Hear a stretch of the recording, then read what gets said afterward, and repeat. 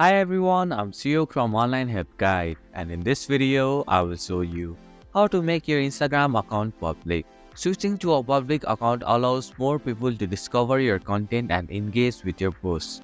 So, let's get started on how to make your Instagram account public. First, open the Instagram app.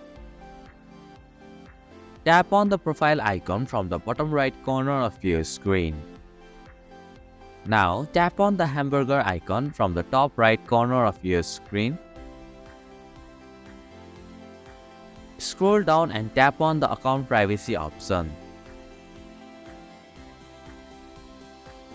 In the account privacy section, you will see the private account option.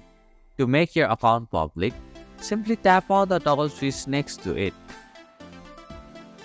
Finally, a confirmation message will pop up at the bottom of your screen. Tap on Switch to Public to complete the process. And this is how you can make your Instagram account public. Thank you for watching Online Help Guide.